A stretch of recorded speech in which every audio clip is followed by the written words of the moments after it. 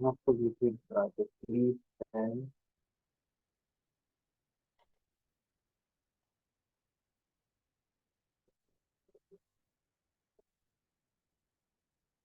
the names of chapter,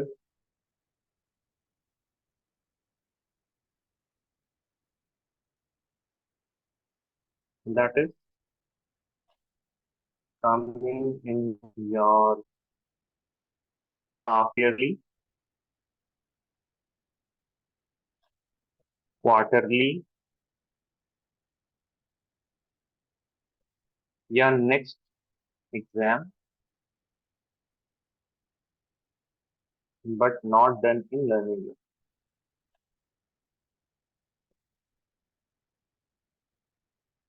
ठीक है, in the chat, zoom chat, ये हमको जूम चैट में भी भेजिए तो प्लीज भेजिए कोई। मरियम बतूल, यहिया, जायना, आप अभी तीन ही है ना? हाँ ठीक है, आप ही तीनों भेजिए। ऐसा कोई चैप्टर है जो आपका नहीं हुआ है यहाँ पे, ट्यूशन में नहीं हुआ है, लेकिन वो आपके हाफ ईयरली में आ रहा हो?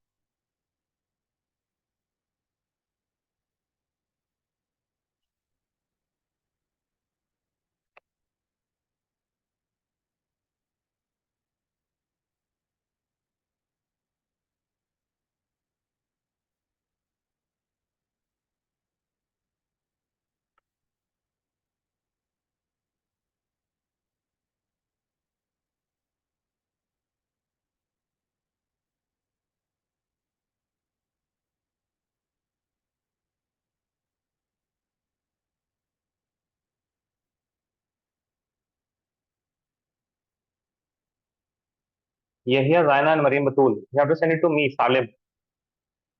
Okay, Yahya is all done. Zaina, electrochemistry, electrochemistry, when is your exam Zaina? आपके एग्जाम कब है? सर हम्म, सितंबर सेकेंड वीक। सितंबर से, तब तक इलेक्ट्रोकेमिस्ट्री हो जाएगा, ठीक यस सर। है। मरियम, इलेक्ट्रोकेमिस्ट्री हमने स्टार्ट कर दिया ना जायना आपके बैच में, तो वहां पे वो तब तक कंप्लीट हो जाएगा। मरियम यस बतूल, ठीक है। सर, ये Maryam Batool, chemistry and hmm, DNF block है जो आप दोनों भी चैप्टर्स करा रहे हैं, सो इट बी ओवर। हाँ इसी भी हुआ, बताइए, ठीक।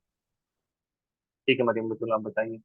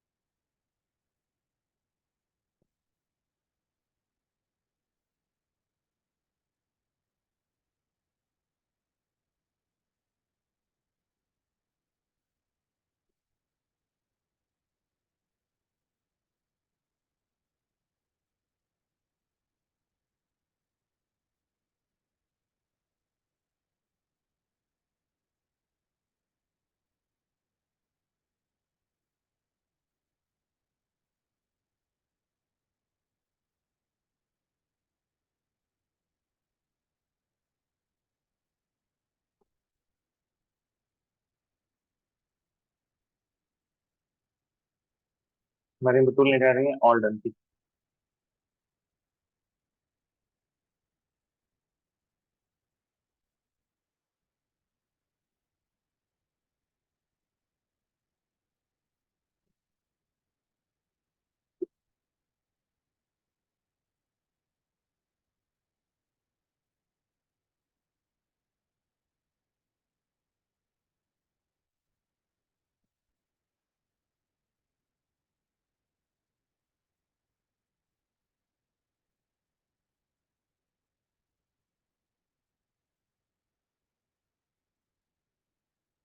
भाई बाकी बच्चे नहीं आए यार, ये तो उनको पता है ना यार, क्लास है।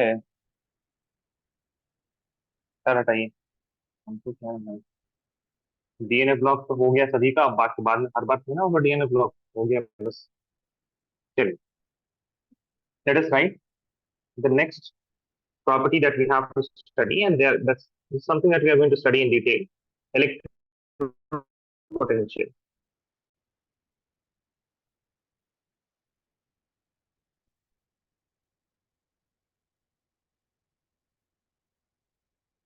The student who have done electrochemistry, they will be understanding electrode potential with a bit of ease. उनको आसानी होगी थोड़ी समझने में, वैसे समझ तो सभी जाएंगे, कुछ खास उसमें है नहीं, लेकिन जो बच्चे इलेक्ट्रोकेमिस्ट्री नहीं किए हैं तो थोड़ा ज्यादा फोकस करें, आपको भी समझ में आ जाएगा। ठीक है, हर चैप्टर का ना सीक्वेंस होता है, मतलब इधर उधर से पता नहीं क्यों पढ़ाने लगते हैं। ठीक है, I know a few school who did DNF block before electrochemistry.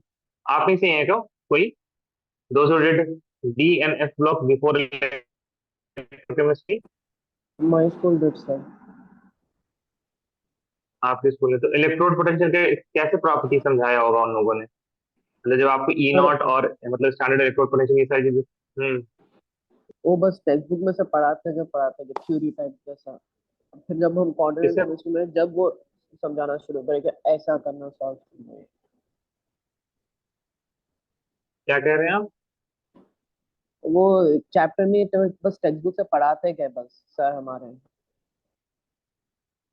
जल्दी से बस समझाए पढ़ा कुछ देते नहीं। हैं। जी सर। अच्छा,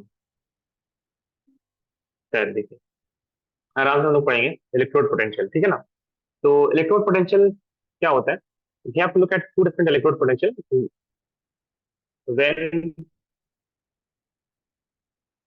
a metal in, अभी सिर्फ देखिएगा लिखिएगा मत कुछ please, two positive state gets converted to metal, so this particular change would involve certain energy, या तो एनर्जी देगा या तो एनर्जी लेगा। जब भी कोई भी चेंज होता है, there is any chemical change happening, and each and every chemical change, it is what it is, just loss of electron or gain of electron from the perspective of a particular species.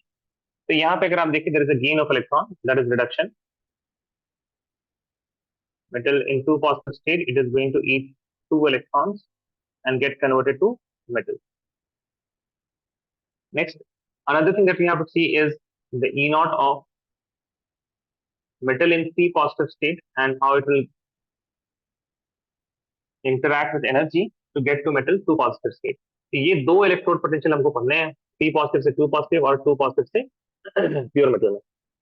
तो metal P positive will eat one electron, consume one electron and get converted to metal two positive. ठीक है, this is electrode potential, standard electrode potential. Generally speaking, electrode potential is negative, or generally speaking, because metals, they don't have tendency to eat electron, they don't have tendency to gain electron, they have tendency to lose electron, है ना। तो metal क्या करेगा, loose करना चाहेगा electron को। Generally उसको क्या कहा जाता है, ऑक्सीडेशन उसका होता है, मेटल का हमेशा क्या होता है, ऑक्सीडेशन होता है। ठीक है, अच्छा अब देखिए जरा दिस पर्टिकुलर थिंग, ऑक्सीडेशन हम करके बताते हैं, ठीक है ना, ऑक्सीडेशन करके बताते हैं, ध्यान, तो थोड़ा सा आपको ध्यान देना पड़ेगा, बिकॉज मेटल क्या होता है, उसका होता है ऑक्सीडेशन है।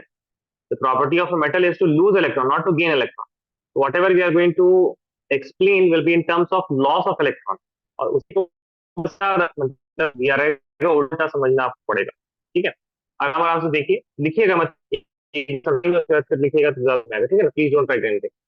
Now metal getting converted, metal to positive, हमारा क्या देखना है, ऑक्सीडेशन देखना है, हम लोग क्या देखना है, ऑक्सीडेशन, बिकॉज वही होता है मेटल का। तो metal, it has tendency to,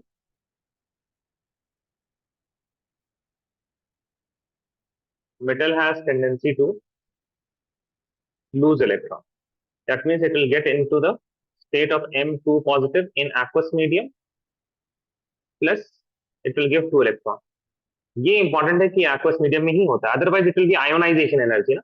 अगर हम मेटल से इलेक्ट्रॉन निकाल दे तो इससे आयोनाइजेशन एनर्जी होगी, but it is not ionization energy, that is rather it is electrode potential. तो इसमें तीन चीजें होती है।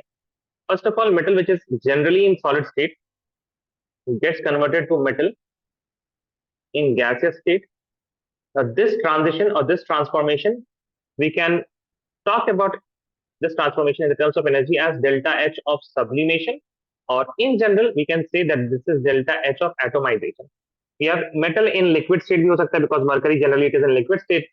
तो mercury से अगर हम liquid से gas जा रहे हैं तो we are making an atom, atomization. Whatever we have taken उसका हम atom ले रहे हैं, एक atom. After that we are going to give energy After this, we are going to give energy to remove two electrons. So we have to give energy to remove two electrons. So second ionization enthalpy, ionization enthalpy क्या हो जाएगा M2 positive. Now it is gases. ठीक है. अब इसके बाद when you are going to add water into this, then what's going to happen is the oxygen atom of the water molecule, it is going to interact with the positive charge and it will stabilize it. So this is delta H hydration, enthalpy of hydration. ठीक है. अब देखिए जो पहला step है यहाँ पे ना, the first step, this is always endothermic. What about this one? This is also endothermic. What about delta H hydration? This is exothermic. अब ध्यान से देखिए, इसमें जो एनर्जी लगनी है सब्लिमेशन में, एटोमाइजेशन में और आयनाइजेशन में जो एनर्जी लगनी है, अगर उससे ज्यादा एनर्जी हाइड्रेशन ने रिलीज कर दिया बिकॉज इट इज एक्सोथर्मिक, तो नेट रिएक्शन क्या हो जाएगा? The net thing is going to be what? Exothermic. बात समझ आ रही है? When delta H of sublimation plus delta H of ionization, ठीक है, इसका अगर हम मैग्नीट्यूड ले लें, if this magnitude it is less than the delta H hydration का मैग्नीट्यूड, बिकॉज अगर हम पॉजिटिव साइन बोलेंगे तो एंडोथर्मिक, नेगेटिव बोलेंगे तो एक्सोथर्मिक होता है. तो I am just taking magnitude, कितना एनर्जी दिया, कितना एनर्जी लिया. If delta H hydration is greater, then this change from metal to positive will be spontaneous. That makes sense? Yes or no? Please tell me. Yes, sir. ये यही answer है ना? Yes, sir. है ना? ठीक है. अगर इसके उल्टा हो गया, when delta H sublimation, अच्छा, मतलब अगर spontaneous होगा, that means I can say standard oxidation potential आपके पास positive होगा, meaning this is oxidation ना. ऑक्सीडेशन वाला रिएक्शन आपको क्या देगा? इलेक्ट्रिसिटी देगा. ऑक्सीडेशन पोटेंशियल क्या होगी? पॉजिटिव होगी. That means this metal it is readily getting oxidize. यानी कि अगर एसओपी पॉजिटिव होगा तो स्टैंडर्ड रिडक्शन पोटेंशियल क्या हो जाएगा? नेगेटिव हो जाएगा. If delta H sublimation plus enthalpy of ionization, इन दोनों का जो सम है that is greater than the sum of delta H hydration, then in that case this change metal to positive, it will be non-spontaneous. When this is non-spontaneous, then the ये oxidize होना नहीं चाहता है. That means it is oxidation potential is negative और इसका standard reduction potential क्या हो जाएगा? Reduction potential हो जाएगा positive. It want to get reduced. That means the reverse reaction is possible. Does this make sense? Yes or no? Please tell me. Yes, sir. Yes, sir. ये बताइए. ठीक है. एक second.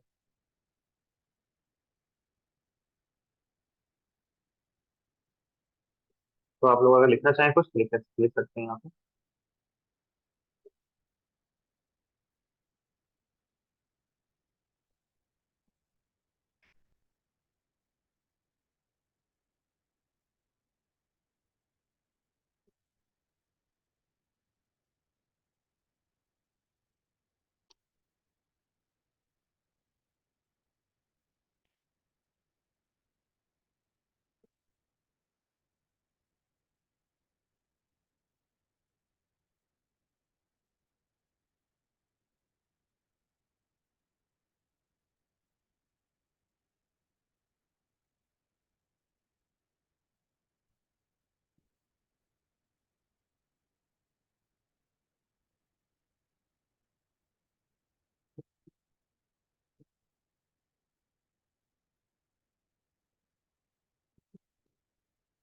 तो यहाँ तक लिख लीजिए. हम एक चीज सोचे थे, हम भूल गए. हम सोचे थे ना नहीं, आप लोग मतलब आपको हम पीडीएफ भेज देंगे और इस पीडीएफ आप लोग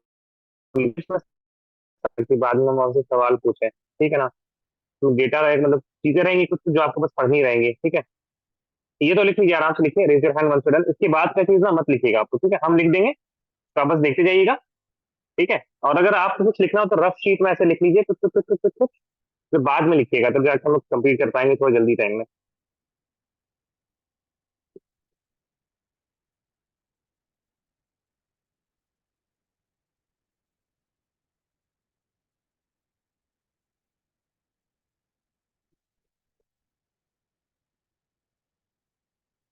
Raise your hand once you're done writing.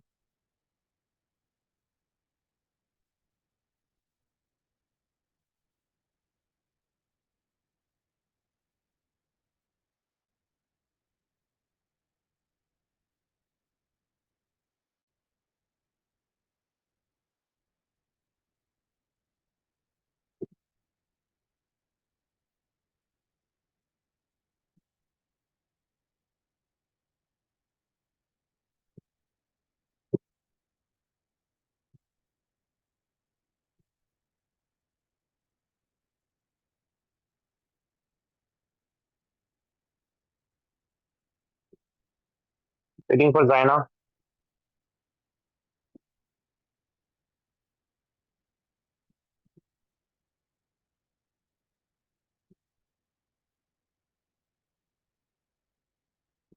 चलिए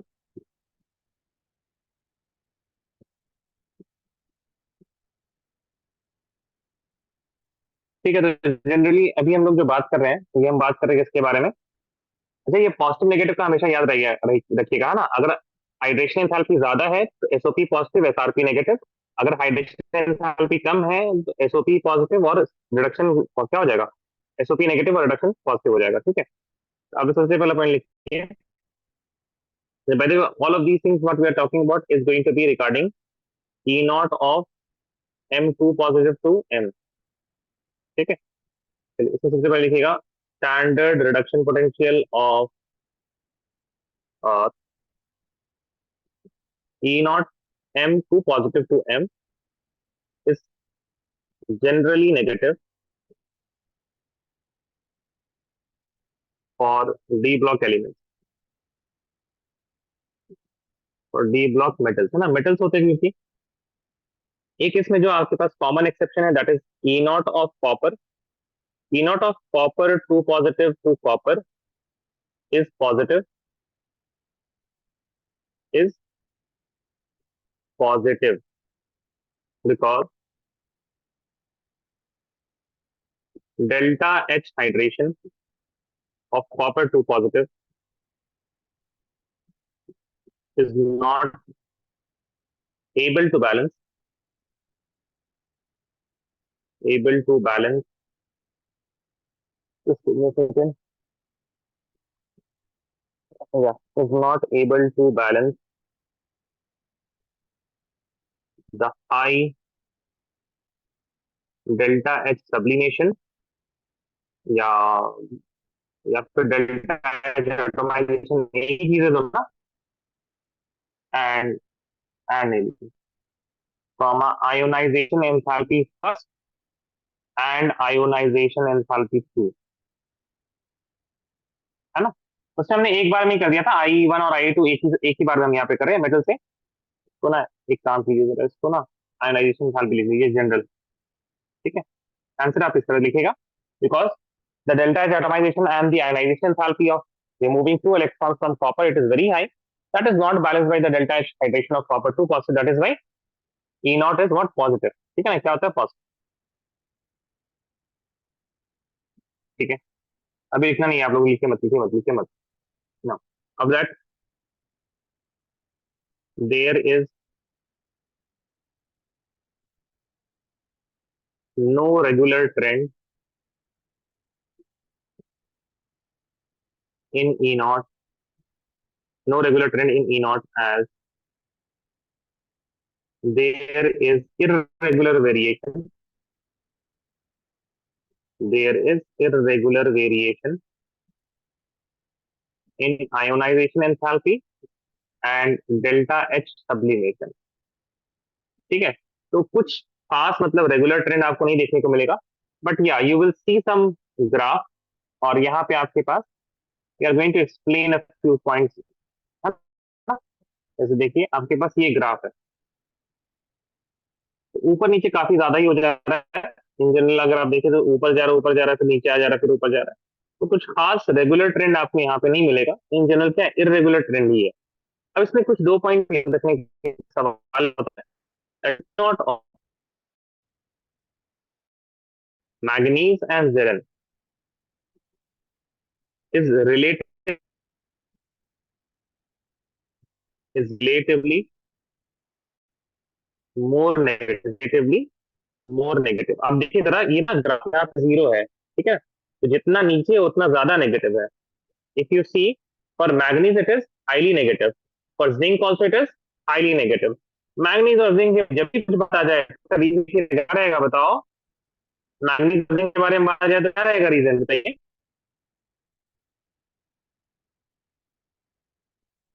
अरे याद रखना चाहिए, मैंगनीज और जिंक का क्या होता है? Half filled and fully filled. ठीक है, right, due to higher stability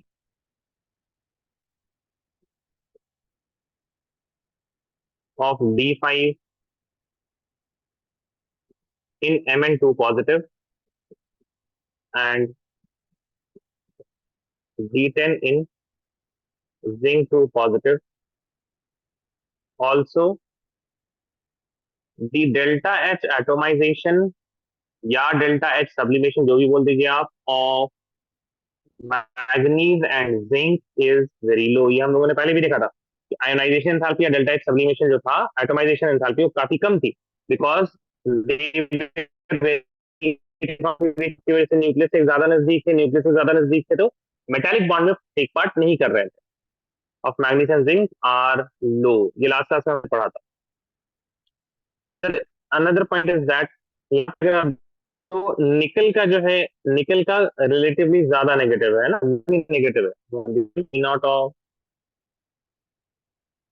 निकल is relatively more negative, relatively more negative. ठीक है, क्या मतलब है इसका और ये क्यों हो रहा है? This is because nickel 2 positive has very small size leading to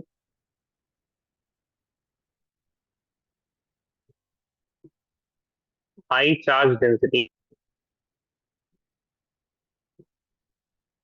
high charge density which results in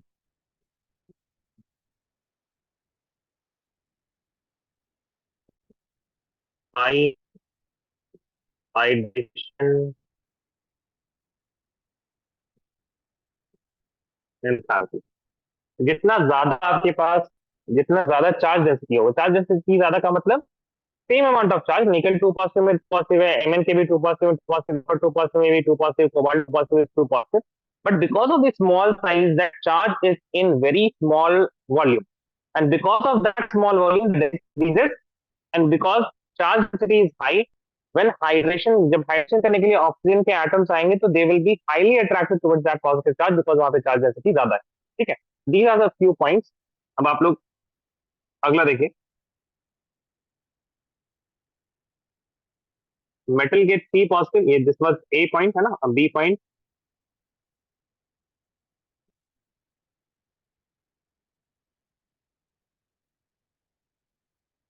P not of metal 3 positive से मेटल 2 पॉजिटिव. ठीक है, इसमें इससे भी वही मतलब मेन चीज आप लोग को समझ में आ जाएगा, वही स्टार्टिंग वाली चीज ही है. ठीक है, कि अगर आपके पास हाइड्रेशन एंथैल्पी ज्यादा होगा तो वहां पे क्या हो जाएगा? एसओपी पॉजिटिव, एसआरपी नेगेटिव वगैरह वगैरह. ठीक है, चलिए पहला पॉइंट यहाँ पे देखिए क्या आएगा. P naught value is more positive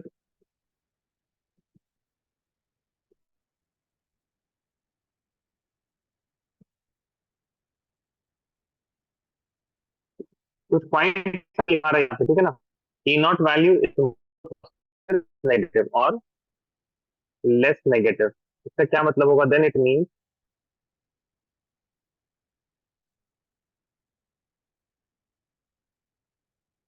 M3 plus can be easily reduced to M2 positive. ठीक है, अब इसके कई सारे रीजन हो सकते हैं कि, यानी कि आसानी से रिडक्शन क्या क्यों हो सकता है, इसके कई सारे. एक रीजन ये हो सकता है कि M3 positive is highly unstable.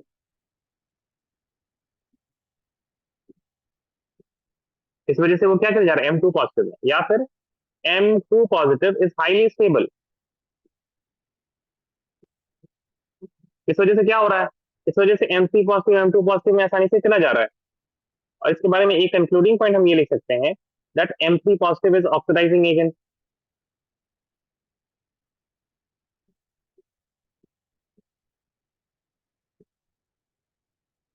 ये हम एज अ कंक्लूजन लिख सकते हैं। दीज आर द रीजन, क्या क्यों हो सकता है ऐसा।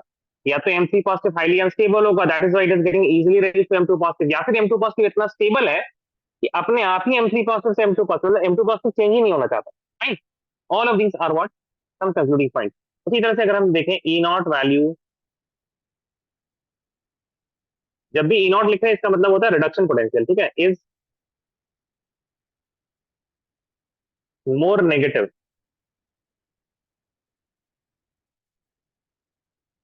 ये कहिए या फिर ये कहिए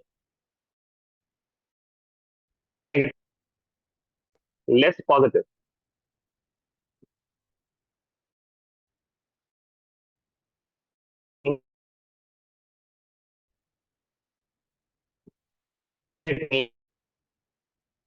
M3 positive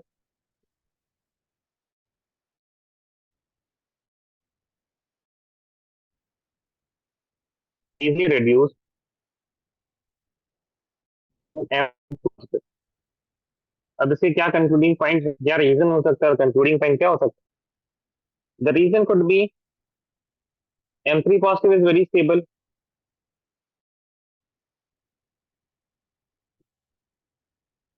another reason could be M2 positive is not stable, is less stable।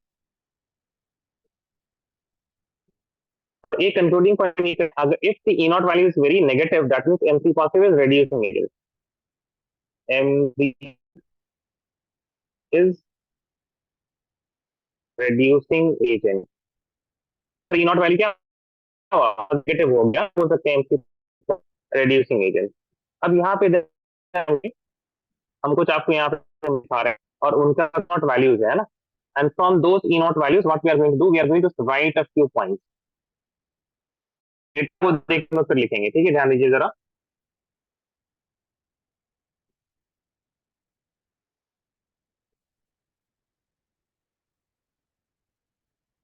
ये हमारे पास डेटा है, ठीक है, ये हमारे पास डेटा है। अब एक एक करके जाते हैं, देखिए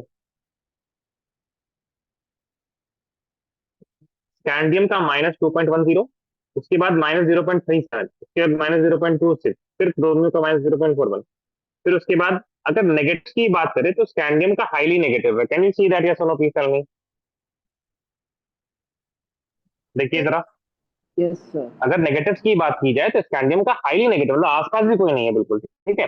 स्कैंडियम के बारे में एक्सप्लेनेशन देना पड़ेगा, जब भी आपके पास ट्रेन से हट की कुछ बात होगी तो फिर उसको देना पड़ेगा। एक्सप्लेनेशन क्या होगा यहाँ पे,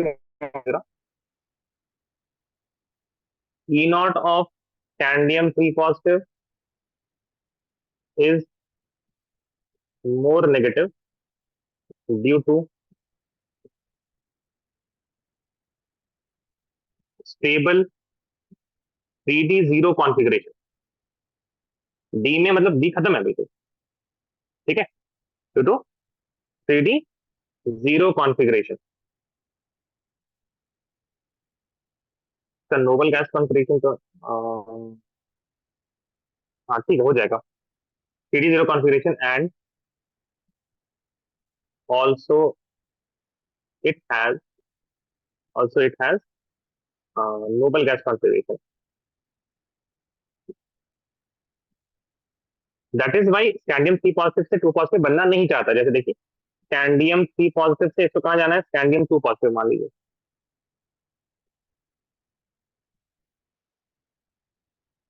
इसका जो ये रिएक्शन जो है ना, दिस एसआरपी इज नेगेटिव, ये हो नहीं सकता। क्यों नहीं हो रहा है, मतलब हो नहीं सकता इन द सेंस, होगा जब आप उसको क्या दीजिए, एनर्जी दीजिए, it's not spontaneous. If you look at scandium 3 positive then it is going to have how much electron, scandium में होता है 20 से 3 निकाल दीजिए तो कितना हो गया, 18। तो right now it is having the configuration of argon, और यहाँ पे इसके पास कॉन्फ़िगरेशन क्या है, argon 4s1, argon 4s1 configuration, तो obviously this is more stable. तो पूछे scandium 3 positive, it is having highly negative SRP, because 3d0 and noble gas configuration. बात समझ में आ गई, हाँ या ना बताएं? Does that make sense? Yes sir. Yes, sir. ठीक है। अब अगर पॉजिटिव में देखिए तो आपको कौन सा लग रहा है ऑड वन आउट, बताओ जरा। पॉजिटिव में ऑड वन आउट कौन सा लग रहा है? 0.77। हाँ, आयरन का है ना। I hope you can see that. इसको एक्सप्लेन करते हैं फिर अब। Next point is E not of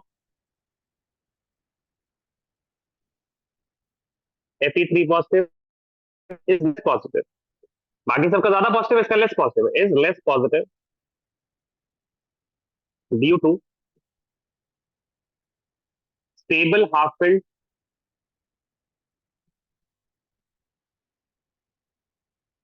3d5 configuration of Fe3 positive. Less positive में भी वही आएगा ना, कि यानी कि आसानी से नहीं बनना चाह रहा है वो, आसानी से बनना नहीं चाह रहा है। For example if you go from Fe to Fe2 positive, then the SRP is positive. ये पॉजिटिव, ये रिएक्शन होगा, बट कंपेयर अगर करें हम दूसरों से तो इट इज लेस पॉजिटिव। ठीक है, it is what, it is less positive. जितना बाकी का पॉजिटिव उससे काफी कम है। क्यों कम है? Because if you look eight Fe, it is having 26 electron. Fe का 26 होता है, एंड 26 में से इलेक्ट्रॉन आप निकाल दीजिए अगर, तो your configuration will be argon. 4s से 2 इलेक्ट्रॉन निकल जाएगा, और 3d में 6 होते हैं, it will be having 3d5 configuration here. And if you look at Fe2 positive, then it is going to have argon 3d6 configuration. ठीक है, the electron is being removed from the 4s subshell because fourth shell is the last shell, वहां से electron निकलता है, तो this is more stable.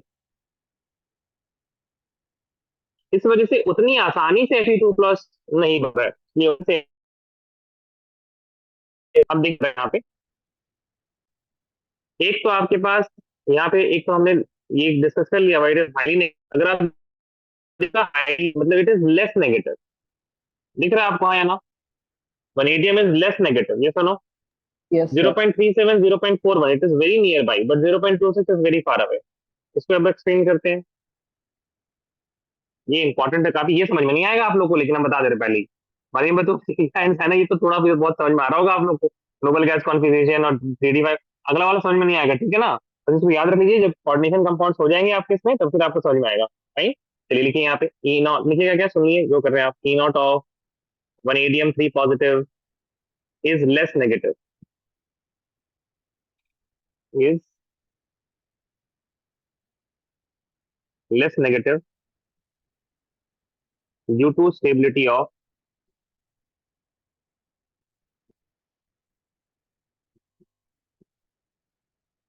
V2 positive ion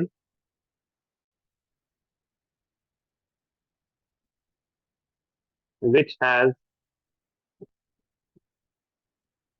ये कौन सा हाफ कहना है, filled T2G3 कॉन्फ़िगरेशन। ये क्या बोला है T2G3 इन aqueous मीडियम। ये पढ़िएगा आप लोग कोऑर्डिनेशन कंपाउंड में, आप लोग को याद भी करा दें, ठीक है। ठीक है, this is half filled T2G3 configuration, fine. बस ऐसे ही याद रखना आपको, इसमें हम क्या ही बताएं आपको। चलिए, इसके बाद अगर आए आप अगली अगली चीज यहाँ पे, तो क्रोमियम से मैग्नीज में बहुत ज्यादा फर्क आया है, जो माइनस से बिल्कुल पॉजिटिव में आ चुका है। इसको explain-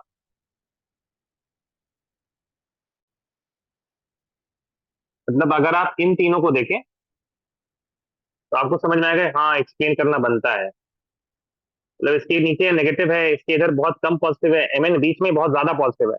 Mn के अगल और बगल अगर आप देखें क्रोमियम एंड आयरन को, तो काफी कम वैल्यूज है उनकी, है ना, this is almost nearly zero.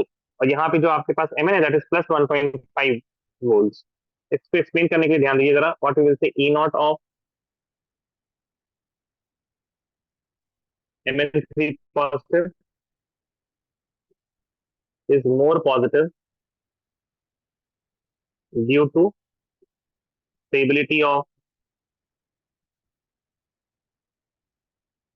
Mn2 plus ion, which has half filled D5 configuration, यानी कि when you have Mn in 3 positive state, ये बहुत आसानी से किसमें कन्वर्ट हो जाएगा, Mn2 पॉजिटिव में। इसका जो SRP है, दिस इज मोर पॉजिटिव, काफी पॉजिटिव है, because in Mn3 positive we have the configuration argon, जिसमें कि आपके पास 4s0 3d4 होता है, ठीक है। और Mn2 पॉजिटिव में अगर आप आइए तो आर्गन 4s0 एंड 3d5 होगा यहाँ पे, राइट, बिकॉज 4s के जो 2 इलेक्ट्रॉन है वही निकले, 25 एटॉमिक नंबर होता है इसका, तो 3d5 में 3d5 के इलेक्ट्रॉन नहीं है, ठीक है। अब उसके बाद आपके पास है वगैरह, कभी काफी हाई होता है, वो भी लिख दीजिए आप लोग, डेटा नहीं है लेकिन फिर भी E0 of Zen3 positive is very high, same reason है, वेरी हाई नहीं लिखते, मोर पॉजिटिव लिख देते हैं ना, हाई बोले तो समझ जाइएगा वही हो रहा है ना, इज हाईली पॉजिटिव लिख देते हैं, highly positive due to stability of Zinc 2 positive ion which has fully filled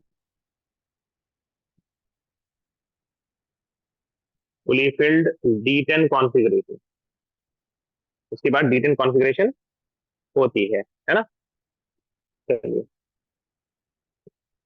अब आपके पास कुछ पॉइंट्स और लिख लेते हैं, जैसे Mn3 पॉजिटिव और कोबाल्ट 3 पॉजिटिव को आपने देखा, उसका जो the oxidation status is highly positive, तो हाईली पॉजिटिव की वजह से क्या लिखेंगे, they are what, they are strong oxidizing agent, right. Mn3 positive and cobalt 3 positive are strong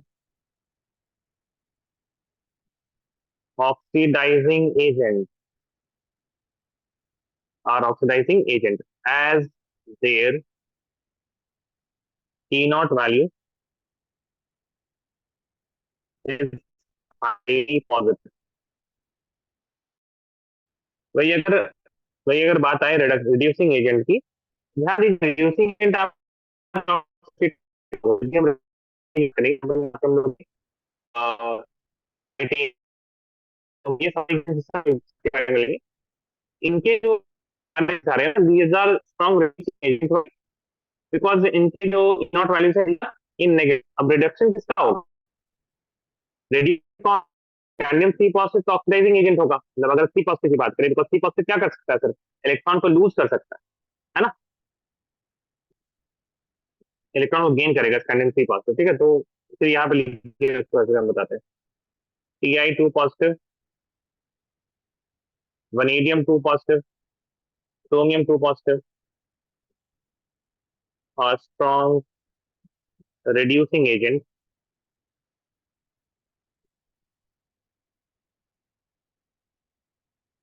as their E0 M3 positive to M, E0 value is very negative, ठीक है। और क्योंकि इनका E0 वैल्यू कम होता है and these values are negative, hydrogen का zero होता है, उससे नेगेटिव होता है, ये चीज फिर अगेन इलेक्ट्रोकेमिस्ट्री का पार्ट आ गया, जिसकी भी स्टैंडर्ड रिडक्शन पोटेंशियल अगर नेगेटिव होता है तो they can liberate H2 gas when added to acid, ठीक है ना। यही टाइटेनियम वगैरह की बात हो रही है, these can liberate H2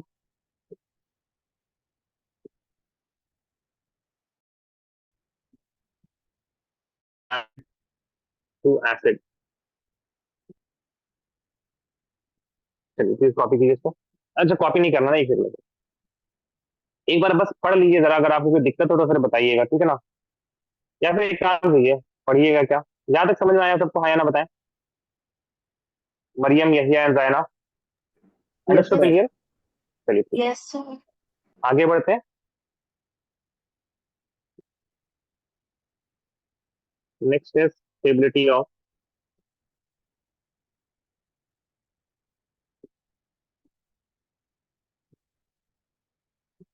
transition metal. in different oxidation states.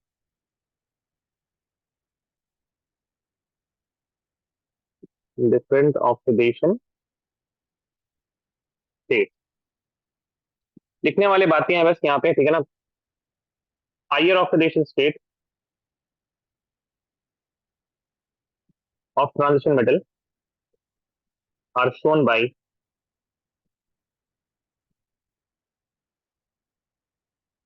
halides and oxides. क्यों sir?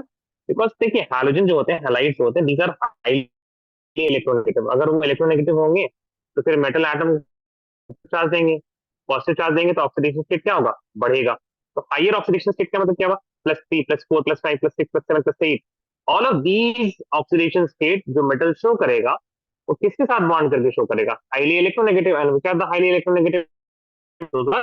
Halides and oxides. In general अगर हम बात करें, अब अगर हम बात हलाइड्स में, तो please right in halides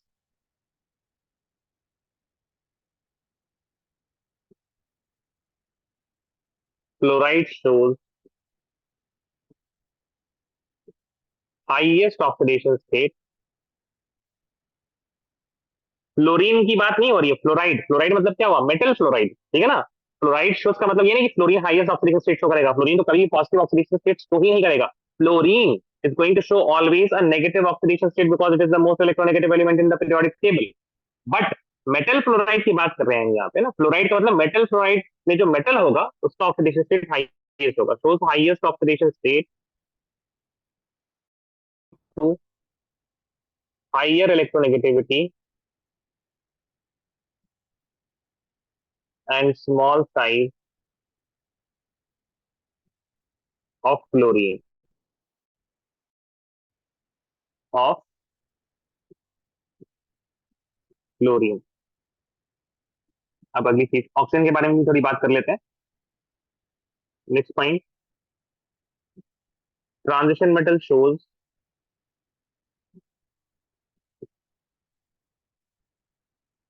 higher oxidation state with oxygen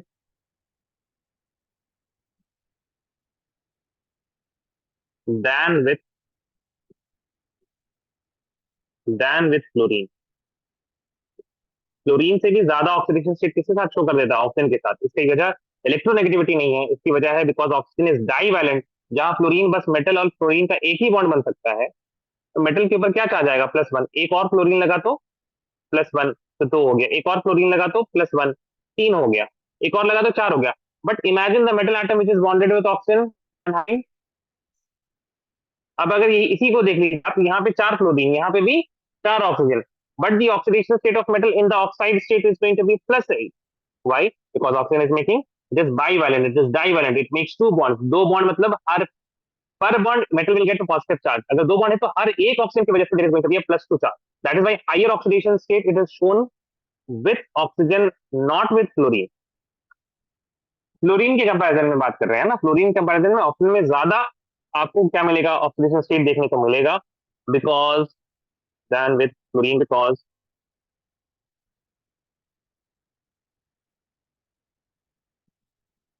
oxygen can form multiple bonds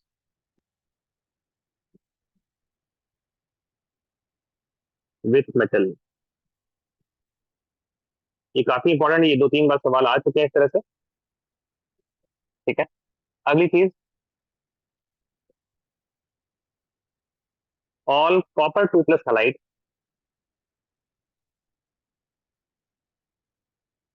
all copper 2 positive halides are known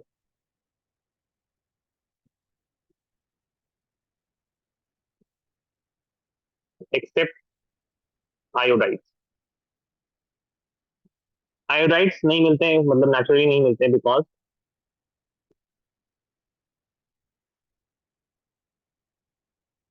copper 2 positive oxidizes iodide ion to I2, iodine में कन्वर्ट कर लेता है, and copper iodide is reduced to .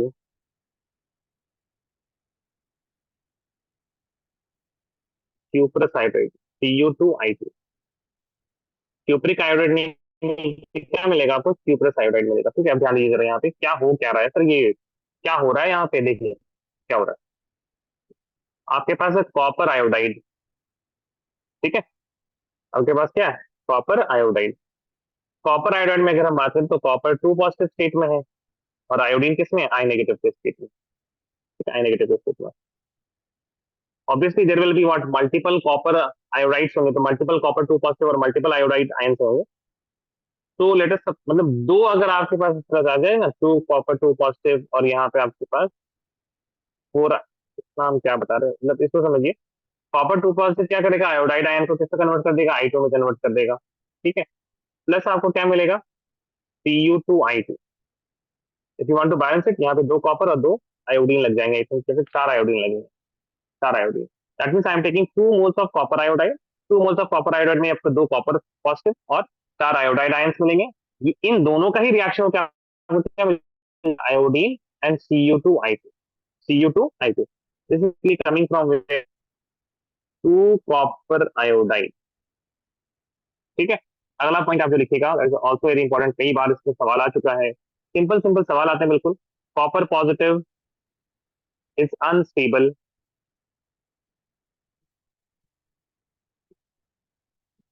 in aqueous solution as it undergoes disproportionation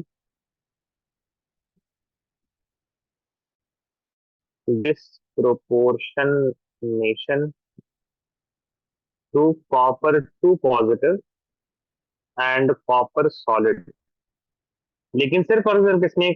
aqueous solution में। ठीक है, अच्छा reason क्या है इसका, देखिए हम बताते हैं। 2 copper positive is going to get converted to copper 2 positive plus copper solid।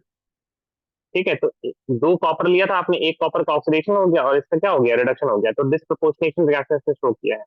अब यहाँ पे जो हम बात लिखेंगे, आपको सर क्या ही है सर, पूरा ही उल्टा उल्टा चल रहा है। दिस इज ड्यू टू, ये क्यों होता है ऐसा? Y it is unstable and Y copper 2 positive is formed in aqueous medium.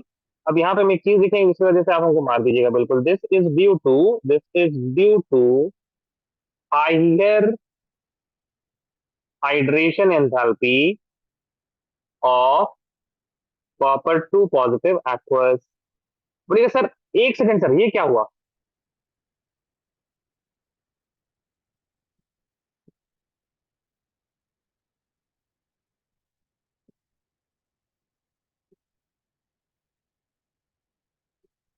आप तो बोल रहे थे डेल्टा एच हाइड्रेशन जो है वो बैलेंस नहीं कर पाता है। डेल्टा एच हाइड्रेशन जो है वो not able to balance the high, मतलब डेल्टा एच हाइड्रेशन कॉपर का ज्यादा होता तो सब्लिमेशन और आयनाइजेशन थेरेपी को बैलेंस कर जाता, लेकिन आप तो कह रहे हैं कि बैलेंस नहीं कर पाता, क्योंकि क्या होता है? कॉपर 2 पॉजिटिव का हाइड्रेशन थेरेपी कम होता है, कम होता है वो ज्यादा होता है, तो ज्यादा होता है। उसके बाद वो वह सेम कम होता है, तो कम तो इसके पास रिस्पेक्ट में होगा ना। सही है मरियम, यही है जायना, बताइए। Yes sir. Yes sir. अगर हम बात करें आपकी आपकी उम्र की, तो आपकी उम्र कम भी है, किसी ना किसी तो है ना, और आपकी उम्र ज्यादा है। ठीक है, तो मान लीजिए ऐसे बोलेगा तो आप मतलब समझ लीजिए ना, आप तो 3 भाई बहन है, और मतलब इस उम्र में आ जाते हैं। कई दफा आप देखते होंगे, like when some people are between 22, मतलब 25 से, आप समझ लीजिए 25 से 35 में बहुत ज्यादा चेंज नहीं समझ में आता है, मतलब 25 से लेकर 35 साल की उम्र में, और उस 10 साल के बीच के अंदर 3 भाई बहन है, हो सकता है ना 10 साल के इंटरवल में 3 भाई बहन। ठीक है, अब उन तीनों के बारे में अगर देखा जाए, 1 2 3 हम एजेस बता देते हैं आपके पास। सोनू मोनू टोनू ले लेते हैं। सोनू है, मोनू है, और टोनू है। सोनू की उम्र है 26, इसके ले लेते हैं हम 29, और टोनू की उम्र हम ले लेते हैं 32। ठीक है, अब ये दिखने में सारे के सारे क्या है? बराबर बराबर। एक आदमी आया और पूछा कि कौन छोटा है, मोनू छोटा है या टोनू छोटा है? उसने कहा मोनू छोटा है, मोनू छोटा है। ठीक है, कितना ही, और तीसरा आदमी था, उसने मुझे कितना ही बोला, मोनू छोटा है। और फिर कोई और आके पूछ रहा है कौन बड़ा है, सोनू बड़ा है कि मोनू बड़ा है? आदमी जवाब दिया मोनू बड़ा है। अब जो तीसरा आदमी है वो एक टाइम सुन रहा है मोनू छोटा, एक सुन रहा है मोनू बड़ा है, तो है क्या मोनू? दोनों ही है। बात ये कि कंपेयर किससे किया जा रहा है, सोनू से किया जा रहा है या टोनू से किया जा रहा है? अब जब E नॉट की बात हो रही थी, at that time we were comparing the hydration enthalpy of two positive with the delta H sublimation ionization. इन सबको अगर सम करते हैं तो उसमें कॉपर टू पॉजिटिव का हाइड्रेशन एंथैल्पी क्या आ रहा है, कम आ रहा है, तो कम ही बहेंगे। Hydration enthalpy of copper two positive is less. By the way, मतलब एनसीईआरटी में तो इतना ही लिखा रहता है, कंपैरिजन भी नहीं दिया रहता। मतलब हमने फिर भी यहाँ पे एहतियात बरती कि हमने ये नहीं लिखा hydration enthalpy of copper two positive is less. हमने तो बस इतना लिखा ना कि it is not able to balance the high, मतलब इतना ज्यादा नहीं है कि वो उसको बैलेंस कर पाए। ठीक है, लेकिन आप देखिए एनसीईआरटी वगैरह लाइंस में ना वो चीज लिखी रहती है, बच्चे इस बात को कहीं समझ नहीं पाते। डीएनएस ब्लॉक इसी वजह से थोड़ा टफ भी हो जाता है कि एक लाइन लिखी हुई delta H hydration enthalpy of copper two positive, फिर थोड़ा ही मतलब एक दो पेज के बाद ही लिखा रहेगा कॉपर टू पॉजिटिव की हाइड्रेशन एंथैल्पी हाई होती है, जैसा कि हम लोगों ने देखा अभी in the case of copper positive. अब यहाँ पे जो हम बात कर रहे हैं, hydration enthalpy of copper two positive is higher. किससे हाइयर? कॉपर पॉजिटिव से हाइयर, और होगी भी ना। यहाँ पे एक पॉजिटिव चार्ज है और यहाँ पे दो पॉजिटिव चार्ज है। ऑक्सीजन जो मोर इलेक्ट्रोनेगेटिव एलिमेंट होता है इन द वाटर मॉलिक्यूल, ये इंटरेक्ट करेगा, किससे ज्यादा अच्छे से इंटरेक्ट करेगा? जहां पे ज्यादा पॉजिटिव चार्ज है, because this is delta negative. तो डेल्टा नेगेटिव जो है, जहां ज्यादा पॉजिटिव चार्ज है उससे ज्यादा अच्छे से अट्रैक्ट होगा ना। That is why it is what higher hydration enthalpy. लेकिन किससे? कॉपर पॉजिटिव से। ये बात आपको मरी यही है ना? Yes sir. कंफ्यूज तो Yes. नहीं हुए ना? या कंफ्यूज कंफ्यूज हो गया क्या? थोड़ा सा सर। थोड़ा कंफ्यूज हो गए? सोनू टोनू मोनू का याद रखिएगा। बोलिए मोनू बड़ा है या छोटा है, ये या मोनू? जो सोनू मोनू टोनू है, मोनू क्या है, बड़ा है या छोटा है? जो भी है सर, बड़ा भी है छोटा भी है। हाँ, तो कॉपर टू पॉजिटिव की हाइड्रेशन एंथैल्पी क्या है? जी सर। वैसे ही कॉपर कॉपर टू पॉजिटिव जो है उसकी हाइड्रेशन एंथैल्पी कम है या ज्यादा है? दोनों भी है सर, कम भी है ज्यादा भी है। दोनों ही है। हाँ, ये डिपेंड करता है कि आप कंपेयर किससे कर रहे हैं। ठीक है ये यार? यस सर, समझ गया सर। ठीक है ना, यही है बस। यस खुलासा सर। ही, इसी वजह से कंफ्यूज नहीं हो गया बिल्कुल। ऐसा मतलब देखिए साइंस पढ़ रहे हैं, मतलब केमिस्ट्री के बारे में ये चीज बहुत ज्यादा मशहूर है ना कि मतलब कुछ भी हो रहा है। मतलब थोड़ा सा बच्चों को ये रहना चाहिए कि हो सकता है कि मतलब हमारे समझने में गलती हो पा रही है, या फिर जो समझा रहा है या फिर जो टेक्स्ट को हम पढ़ रहे हैं उसको हम कॉम्प्रिहेंड नहीं कर पा रहे। साइंस ही तो है, साइंस में कुछ भी कैसे हो सकता है ना? अगर दो उल्टी बातें भी लिखी हुई हो तो उसका भी रीजन होगा।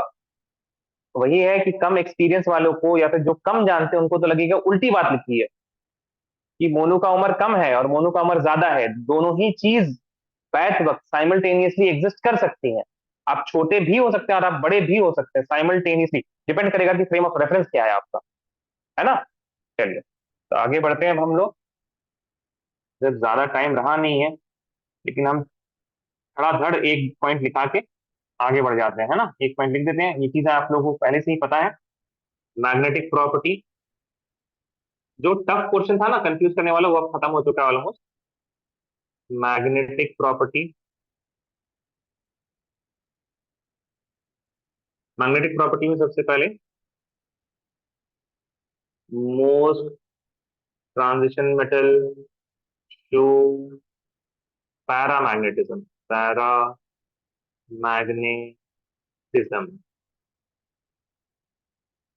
Due to the presence of, due to the presence of unpaired electron, due to the presence of unpaired electron in d subshell. Next is magnetic moment.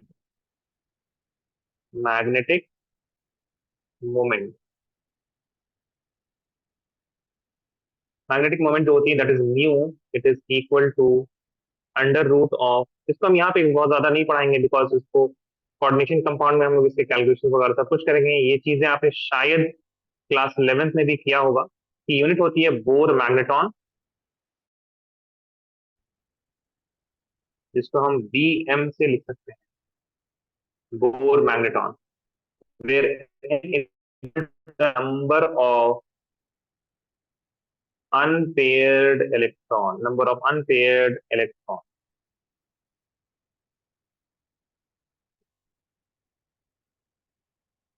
अगर आपके पास अनपेयर्ड इलेक्ट्रॉन हुआ तो दो केसेस होते हैं। एक होता है डायामैग्नेटिक सब्सटेंस, डायमैग्नेटिक उन सब्सटेंसेस को कहा जाता है जो कि क्या होते हैं, जहां पे जीरो अनपेड इलेक्ट्रॉन होते हैं। अनपेड इलेक्ट्रॉन होते नहीं है, जीरो अनपेड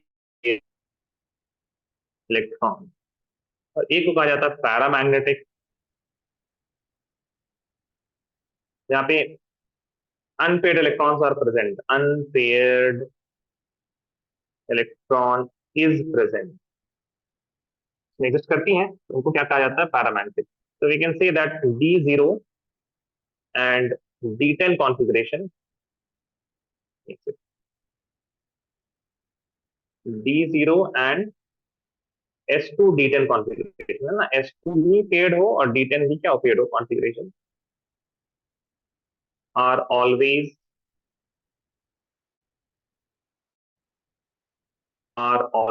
डायामैग्नेटिक। अब ये सर यहाँ पे आपने 4s2 क्यों नहीं लिखा, D0 हो और 4s में दो इलेक्ट्रॉन, ऐसा पॉसिबल है ही नहीं। जब तक 4s से इलेक्ट्रॉन निकलेगा नहीं तब तक D से इलेक्ट्रॉन निकलेगा नहीं, है ना। तो D0 लिखा है तो 4s में भी जीरो ही इलेक्ट्रॉन्स है वहां पे, ठीक है ना। चलिए एक और पॉइंट को लिख देते हैं, इस लिखने में आपके पास काम आ जाएगा, इसको कुछ एक्सप्लेनेशन करना है नहीं। Tendency to form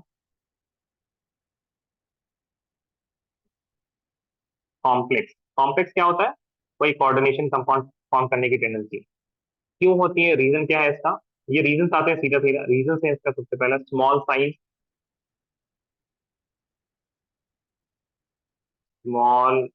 size of atoms and ions of transition material. Transition material के एटम्स और आयंस क्या होते हैं, स्मॉल साइज के होते हैं। They have high nuclear charge, high nuclear charge, जिसकी वजह से ligands which are negatively charge उनको अच्छे तरीके से अट्रैक्ट किया जा सकता है। Third is availability of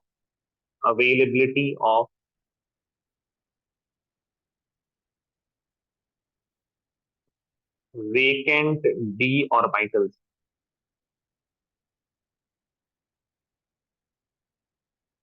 which can accept lone pair electron from ligands।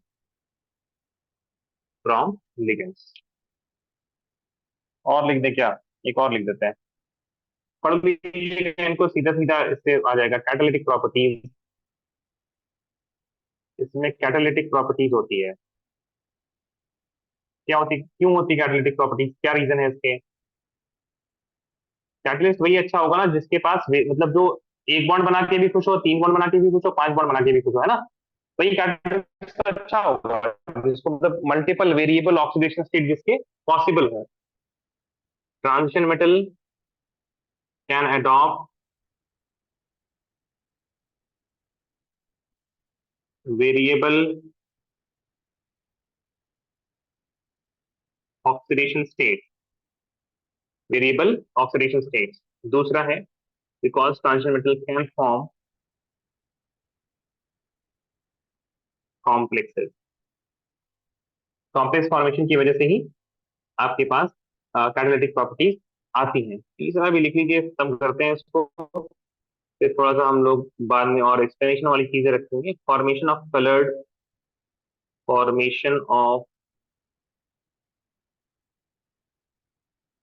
Coloured ions, है ना। कलर्ड आयंस का मतलब क्या हुआ, अगर ये कोई कंपाउंड बनाएगा तब कलर होगा उसमें, या फिर जब इसको पानी में डालिएगा तब इसके पास क्या आएगा, कलर आएगा। इसका रीजन क्या है, रीजन तो बेसिकली आप लोग पढ़िएगा जब आप लोग कोऑर्डिनेशन कंपाउंड पढ़ेंगे, तब तो बहुत वास्ट एक्सप्लेनेशन है कलर्ड आयंस का। बट यहाँ पे जो आपको आंसर लिखना होगा ना, why do they form coloured ions, simple सा आंसर इसका due to the transition. The transition की वजह से डी में आपके पास इलेक्ट्रॉन्स रहते हैं, वो हायर लेवल और लोअर हायर लेवल में जाते हैं जब उसके ऊपर लाइट पड़ती है। तो उन्होंने कुछ लाइट को एब्जॉर्ब कर लिया, बाकी लाइट जो ट्रांसमिट हुई वो लाइट आपको दिखेगी, that is going to be the colour.